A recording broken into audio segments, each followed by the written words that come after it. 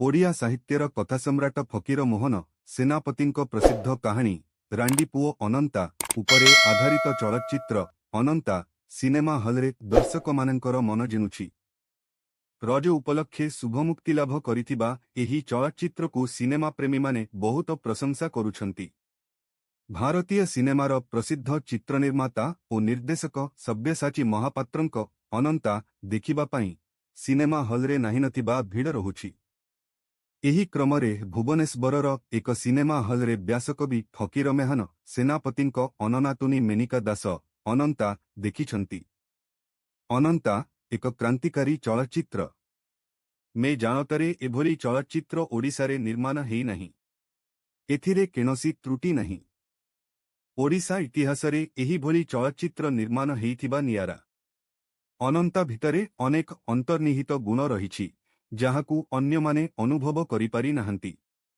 ଜଣେ ମା ନିଜ ପୁଅକୁ କିଭଳି ସଂସ୍କାର ଦେଇଥାଏ, ଏହି ଚଳଚ୍ଚିତ୍ର ତାହା ପ୍ରତିଫଳିତ ହେଇଛି। ତେଣୁ ଯୁବପିଢ଼ି ଏହି ଚଳଚ୍ଚିତ୍ର ଦେଖି ଅନେକ ଶିଖିବା ଦରକାର। ମେନିକା ଦାସ ଫକୀରମୋହନ ସେନାପତିଙ୍କ ଅନନାତୁଣୀ। ତେବେ ହଲ୍ରେ ଫିଲ୍ମ ସେ ଚାଲିଥିଲା ବେଳେ ଏହାର ନାୟକ ଅନନ୍ତା ପହଞ୍ଚି ଯାଇଥିଲେ।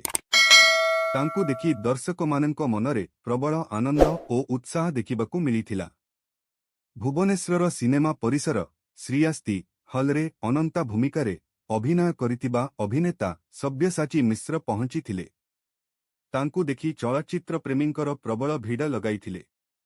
ହଲ୍ ବାହାରକୁ ଆସି ଲୋକମାନେ ଖୁସି ଜାହିର କରିଥିଲେ। ରଜ ବଜାରରେ ସିନେମାଟି ବଡ଼ ପରଦାକୁ ଆସିଥିବା ବେଳେ ରାୟଗଡ଼ା, କେନ୍ଦ୍ରାପଡ଼ା, ନୟାଗଡ଼ ଆଦି ଜିଲ୍ଲାର ଲୋକମାନେ ମଧ୍ୟ ଭୁବନେଶ୍ୱର ଆସି ସିନେମା ଦେଖୁଛନ୍ତି। ଓଡ଼ିଆ ପର୍ବରେ ପୂରା ଓଡ଼ିଆତ୍ୱର ଅନୁଭବ ଦେଉଛି ବୋଲି ଦର୍ଶକଙ୍କ ମହଲରେ ଚର୍ଚ୍ଚା ହେଉଛି। ବ୍ୟାସକବିଙ୍କ ବଳିଷ୍ଠ କାହାଣୀକୁ ଦେଖି ଦର୍ଶକ ଖୁସି ଅନୁଭବ କରୁଛନ୍ତି।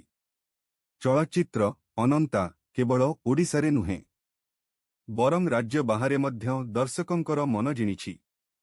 ଓଡ଼ିଶା ବାହାରେ ମଧ୍ୟ ଅନନ୍ତା ରିଲିଜ ହୋଇଛି। ଚେନ୍ନାଇ, ପଣ୍ଡିଚେରୀ, କେଇମ୍ବାଟୁର, ତିରୁପୁର, କୋଚି, ବେଙ୍ଗାଲୁରୁ, ହାଇଦ୍ରାବାଦ, ବିଶାଖାପାଟଣା, ମୁମ୍ବାଇ, ନଭି ମୁମ୍ବାଇ, ପୁଣେ ଓ ଦ୍ୱାରକାରେ ଥିବା କିଛି ସିନେମା ହଲ୍ରେ ଦର୍ଶକମାନଙ୍କର ପ୍ରଶଂସା ସାଉଁଟୁଛି। ଯଦି ଭିଡିଓ ପସନ୍ଦ ଆସିଥାଏ ତେବେ ଲାଇକ୍ ଓ ସେୟାର କରିବାକୁ ଭୁଲିବେ ନାହିଁ।